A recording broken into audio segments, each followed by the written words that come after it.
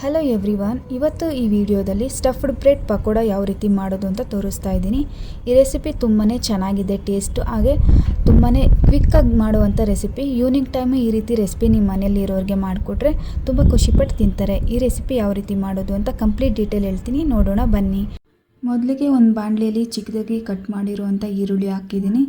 ಅದ್ರ ಜೊತೆಗೆ ಮೊದಲೇ ಬೇಯಿಸಿಟ್ಕೊಂಡಿರುವಂಥ ಹಸಿ ಬಟಾಣಿ ಹಾಗೆ ಹಸಿ ಜೋಳ ಕೂಡ ಹಾಕಿದ್ದೀನಿ.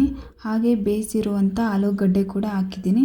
ಮೀಡಿಯಮ್ ಸೈಜ್ ಇರುವಂಥ 2 ಆಲೂಗಡ್ಡೆ ಹಾಕಿದರೆ ಸಾಕಾಗುತ್ತೆ, 5 ಜನ ಆಗೋಷ್ಟು ತಿನ್ಬೋದು. ಹಾಗೆ ಚಿಕ್ಕದಾಗಿ ಕಟ್ ಮಾಡಿರುವಂಥ ಸಬ್ಬಾಕ್ಸಿ ಸೊಪ್ಪು ಅಂದರೆ ಸಬ್ಸಿಗೆ ಸೊಪ್ಪು ಕೂಡ ಹಾಕಿದ್ದೀನಿ. ಅದ್ರ ಜೊತೆಗೆ ಕೆಲವು ಮಸಾಲ ಕೂಡ ಹಾಕಿದ್ದೀನಿ. Garam masala, coriander powder, egg masala, amchur powder, jeera powder, chaat masala, chilli powder ಹಾಗೆ ಸ್ವಲ್ಪ ಟರ್ಮರಿಕ್, ಸಾಲ್ಟ್ ಕೂಡ ಹಾಕಿದ್ದೀನಿ. ಇದೆಲ್ಲ ಅರ್ಧ ಟೇಬಲ್ ಸ್ಪೂನ್ ಹಾಕಿದರೆ ಸಾಕಾಗುತ್ತೆ. ಈಗ ಎಲ್ಲ ಮಸಾಲೆಗಳು ನೀಟಾಗಿ ಮಿಕ್ಸ್ ಮಾಡಿಕೊಂಡು ಈ ರೀತಿ ಪೇಸ್ಟ್ ಮಾಡಿ ಸಪ್ರೇಟಾಗಿ ಎತ್ತಿಡ್ತಾ ಇದ್ದೀನಿ. ನಂತರ ಬ್ರೆಡ್ ಸ್ಲೈಸ್ ಮೇಲೆ ಹಚ್ಚುವಂಥ ಪೇಸ್ಟ್ನ ಯಾವ ರೀತಿ ಮಾಡ್ಕೊಳ್ಳೋದು ತೋರಿಸ್ತೀನಿ ನೋಡಿ. ಒಂದು ಮಿಕ್ಸಿ ಜಾರಿಗೆ 5ರಿಂದ 6 ಹಸಿಮೆಣಸಿಕಾಯಿ ಹಾಕಿದ್ದೀನಿ. ಹಾಗೆ ಬೆಳ್ಳುಳ್ಳಿ ಕೂಡ ಸುಲಿದು ಹಾಕಿದ್ದೀನಿ. ಸ್ವಲ್ಪ ಪುದೀನ, ಸ್ವಲ್ಪ ಕೊತ್ತಂಬರಿ ಹಾಕಿ ಸ್ವಲ್ಪ ನೀರು ಹಾಕ್ಬಿಟ್ಟು ನೀಟಾಗಿ ಪೇಸ್ಟ್ ಮಾಡ್ಕೊಂಡಿದ್ದೀನಿ. ಇದನ್ನು ಬ್ರೆಡ್ ಸ್ಲೈಸ್ ಮೇಲೆ ಹಚ್ಚಬೇಕಾಗುತ್ತೆ. ಇದನ್ನು ಸಪ್ರೇಟಾಗಿ ಎತ್ತಿಟ್ಟು ಒಂದು ಫ್ರೈಯಿಂಗ್ ಪ್ಯಾನ್ ತೊಗೊಂಡಿದ್ದೀನಿ. ಅಂದರೆ ಬ್ರೆಡ್ ಸ್ಲೈಸ್ ಎಲ್ಲ ಇರುತ್ತಲ್ಲ, ನೀಟಾಗಿ ಅದ್ದಕ್ಕೆ ಸರಿಯಾಗಬೇಕು ಆ ಥರ ಒಂದು ಪ್ಯಾನ್ ತೊಗೊಂಡು ಅದಕ್ಕೆ 1-2 ಬೌಲಷ್ಟು ಕಡಲೆ ಹಿಟ್ಟು ಹಾಕ್ಕೊಂಡಿದ್ದೀನಿ. ಆ ಕಡಲೆ ಹಿಟ್ಟಿಗೆ ರುಚಿಗೆ ತಕ್ಕಷ್ಟು ಉಪ್ಪನ್ನು ಹಾಕ್ಕೊಂಡು ಸ್ವಲ್ಪ ಬೇಕಿಂಗ್ ಪೌಡರ್ ಹಾಗೆ ಸೋಡಾ ಕೂಡ ಹಾಕಿ ಮಿಕ್ಸ್ ಮಾಡಿಕೊಂಡೆ. ಅದ್ರ ಜೊತೆಗೆ ಅಜ್ವಾನ ಮತ್ತು ಜೀರಿಗೆನ ಮಿಕ್ಸ್ ಮಾಡಿ ಹಾಕಿದ್ದೀನಿ. ಹಾಗೆ ಸಬ್ಬಾಕ್ಸಿ ಸೊಪ್ಪು ಚಿಕ್ಕದಾಗಿ ಕಟ್ ಮಾಡಿ ಹಾಕಿ ಸ್ವಲ್ಪನೇ ನೀರು ಹಾಕಿ ದೋಸೆ ಹಿಟ್ಟು ಅಥವಾ ಇಡ್ಲಿ ಹಿಟ್ಟೆಲ್ಲ ಯಾವ ಅದಕ್ಕಿರುತ್ತೋ ಆ ರೀತಿ ಕಲಿಸ್ಕೋಬೇಕು. ತೀರಾ ಗಟ್ಟಿಯಾಗೂ ಕಲಿಸ್ಕೋಬಾರ್ದು, ತೀರಾ ತೆಳ್ಳಗೂ ಕಲಿಸ್ಕೋಬಾರ್ದು, ಮೀಡಿಯಮಿಗಿರಬೇಕು. ಈಗ ಯಾವ ರೀತಿ ಅಪ್ಲೈ ಮಾಡೋದು ಅಂತ ತೋರಿಸ್ತೀನಿ. ಬ್ರೆಡ್ ಸ್ಲೈಸ್ನ ತೊಗೊಂಡು ನಾವು ಮೊದಲೇ ಪೇಸ್ಟ್ ಮಾಡಿ ಇಟ್ಕೊಂಡಿದ್ನಲ್ಲ ಅದನ್ನು ಬ್ರೆಡ್ ಮೇಲೆ ಹಚ್ತಾ ಇದ್ದೀನಿ. ಖಾರಕ್ಕೆ ತಕ್ಕಂತೆ ನೀವು ನೋಡಿ ಹಚ್ಚಬೇಕಾಗುತ್ತೆ. ಮೆಣಸಿಕಾಯಿ ಹಾಕಿರೋದ್ರಿಂದ ಸ್ವಲ್ಪ ಖಾರ ಇರುತ್ತೆ. ನಿಮಗೆ ರುಚಿ ಯಾವ ರೀತಿ ಬೇಕೋ ಆ ರೀತಿ ಅಪ್ಲೈ ಮಾಡ್ಕೋಬೇಕಾಗತ್ತೆ. ಆಲೂಗಡ್ಡೆ ಸ್ಟಫ್ ರೆಡಿ ಮಾಡಿ ಇಟ್ಕೊಂಡಿದ್ನಲ್ಲ ಅದನ್ನು ಕೂಡ ಇದ್ರ ಮೇಲೆ ಇಡ್ತಾ ಇದ್ದೀನಿ.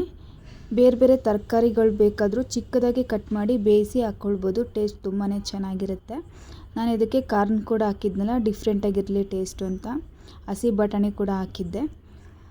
ಹಾಗೆ ಇದಕ್ಕೆ ಕ್ಯಾರೆಟ್, ಬೀಟ್ರೂಟ್ ನಿಮಗೆ ಟೇಸ್ಟಿಗೆ ತಕ್ಕಂತೆ ಯಾವುದು ಬೇಕೋ ಅದನ್ನ ಹಾಕ್ಕೊಳ್ಬೋದು. ಚೀಸ್ ಕೂಡ ಹಾಕ್ಕೊಳ್ಬೋದು, ತುಂಬಾ ಚೆನ್ನಾಗಿರುತ್ತೆ. ಹಾಗೆ ಪನ್ನೀರ್ ಬೇಕಾದರೆ ಪನ್ನೀರು, ಚಿಕ್ಕದಾಗಿ ಕಟ್ ಮಾಡಿರುವಂಥ ಎಲೆಕೋಸು ಮತ್ತು ಕ್ಯಾಪ್ಸಿಕಮ್ ಏನು ಬೇಕೋ ಆ ತರಕಾರಿ ಚಿಕ್ಕದಾಗಿ ಕಟ್ ಮಾಡಿ ಒಂದು ಸಲ ಫ್ರೈ ಮಾಡಿ ಹಾಕ್ಕೊಳ್ಬೇಕು, ತುಂಬಾ ಚೆನ್ನಾಗಿರುತ್ತೆ. ನಿಮ್ಮ ಟೇಸ್ಟ್ ಯಾವ ರೀತಿ ಇರುತ್ತೋ ಆ ರೀತಿ ನೀವು ಮಾಡ್ಕೊಳ್ಬೋದು. ಈಗ ಬ್ರೆಡ್ ಸ್ಲೈಸ್ನ ಕೋನ್ ಶೇಪಲ್ಲಿ ಕಟ್ ಮಾಡಿ ಎತ್ತಿಡ್ತಾ ಇದ್ದೀನಿ. ಇದೇ ರೀತಿ ಎಲ್ಲವನ್ನು ಕಟ್ ಮಾಡಿಕೊಂಡು ಸಪ್ರೇಟಾಗಿ ಒಂದು ತಟ್ಟೆಯಲ್ಲಿ ಇಟ್ಟಿದ್ದೀನಿ. ಮಿಕ್ಕಿರುವಂಥ ಆಲೂಗಡ್ಡೆ ಸ್ಟಫ್ನ ಸ್ವಲ್ಪ ಬ್ರೆಡ್ ಹಾಕ್ಬಿಟ್ಟು ಸಿಲಿಂಡರ್ ಶೇಪ್ ಮಾಡಿ ಇಟ್ಟಿದ್ದೀನಿ. ಅದನ್ನು ಕೂಡ ಲಾಸ್ಟಲ್ಲಿ ಹಿಟ್ಟಲ್ಲಿ ಎದ್ಬಿಟ್ಟು ಹಾಕಿದರೆ ತುಂಬಾ ಚೆನ್ನಾಗಿರುತ್ತೆ ಟೇಸ್ಟು. ಈ ರೀತಿ ಕಂಪ್ಲೀಟ್ ಕವರ್ ಆಗೋ ಥರ ಹಿಟ್ಟನ್ನು ಅದ್ಬಿಟ್ಟು ಎಣ್ಣೆಯಲ್ಲಿ ಹಾಕಬೇಕು. ಎಣ್ಣೆ ಯಾವಾಗಲೂ ಮೀಡಿಯಮ್ ಫ್ಲೇಮಲ್ಲೇ ಇರಬೇಕು. ತುಂಬ ಲೋ ಫ್ಲೇಮಲ್ಲಿದ್ದರೂ ಬೇಗ ಆಗೋದಿಲ್ಲ, ಹೈ ಫ್ಲೇಮಲ್ಲಿದ್ದರೂ ಸೀದೋಗಿಬಿಡುತ್ತೆ, ಮೇಲೆಲ್ಲ ಚೆನ್ನಾಗಾಗೋದಿಲ್ಲ. ಆದ್ದರಿಂದ ಮೀಡಿಯಮ್ ಫ್ಲೇಮಲ್ಲೇ ಕರಿಬೇಕು, ಆವಾಗ ಸ್ವಲ್ಪ ಕ್ರಿಸ್ಪಿಯಾಗಿ ಚೆನ್ನಾಗಿ ಬರುತ್ತೆ. ರೆಡಿಯಾಗಿರೋ ಹಿಟ್ಟಿಗೆ ಬ್ರೆಡ್ನ ಸ್ಟಫ್ ಮಾಡಿಟ್ಟಿರೋ ಸ್ಲೈಸ್ನ ನೀಟಾಗಿ ಎಲ್ಲ ಕಡೆ ಫಿಲ್ ಆಗೋ ಥರ ಅದ್ಬಿಟ್ಟು ನಿಧಾನವಾಗಿ ಎಣ್ಣೆಗೆ ಹಾಕಿದರೆ ಆಯಿತು. ಸ್ವಲ್ಪ ಕೇರ್ಫುಲ್ಲಾಗಿ ಹಾಕಬೇಕಾಗುತ್ತೆ, ಇಲ್ಲಾಂದರೆ ಕೈ ಸುಟ್ಟೋಗ್ಬಿಡುತ್ತೆ.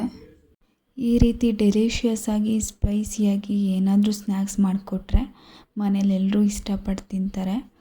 ಮನೇಲಿ ಬ್ರೆಡ್ ತಂದಿಟ್ಟಿರ್ತಾರೆ, ತುಂಬ ಹಾಗೆ ಮಿಕ್ಕಿರುತ್ತೆ, ಏನು ಮಾಡೋದು ಅಂತ ಯೋಚನೆ ಮಾಡಿದಾಗ ಈ ರೀತಿ ಸ್ಪೆಷಲಾಗಿ ಮಾಡಿಕೊಡ್ಬೋದು. ಈವ್ನಿಂಗ್ ಟೈಮಲ್ಲಿ ಕಾಫಿ ಅಥವಾ ಟೀ ಜೊತೆಗೆ ಇದನ್ನು ಟೇಸ್ಟ್ ಮಾಡ್ತಾಯಿದ್ರೆ ತುಂಬಾ ಚೆನ್ನಾಗಿ ಅನಿಸುತ್ತೆ, ತುಂಬಾ ಇಷ್ಟಪಟ್ಟು ತಿಂತಾರೆ. ಓಕೆ ಫ್ರೆಂಡ್ಸ್, ಇವತ್ತಿನ ವಿಡಿಯೋ ಇದಾಗಿತ್ತು. ಸ್ಪೈಸಿ ಆಗಿರುವಂಥ ಡೆಲಿಷಿಯಸ್ ಆಗಿರುವಂಥ ಒಂದು ಸ್ನ್ಯಾಕ್ಸ್ ರೆಸಿಪಿ ತೋರಿಸಿದ್ದೀನಿ. ನೀವು ಮನೇಲಿ ಟ್ರೈ ಮಾಡಿ ಹೇಗಿತ್ತು ಅಂತ ಕಮೆಂಟ್ ಮಾಡಿ ತಿಳಿಸಿ. ಟೇಸ್ಟ್ ಮಾತ್ರ ತುಂಬಾ ಚೆನ್ನಾಗಿತ್ತು. ಈ ವಿಡಿಯೋ ನಿಮಗೆ ಇಷ್ಟ ಆದರೆ ಪ್ಲೀಸ್ ಒಂದು ಲೈಕ್ ಮಾಡಿ, ಶೇರ್ ಮಾಡಿ, ಹಾಗೆ ಸಬ್ಸ್ಕ್ರೈಬ್ ಮಾಡಿ, ಫಾಲೋ ಮಾಡಿ. ಈ ವಿಡಿಯೋ ನೋಡೋದಕ್ಕೆ ಥ್ಯಾಂಕ್ ಯು ಸೋ ಮಚ್.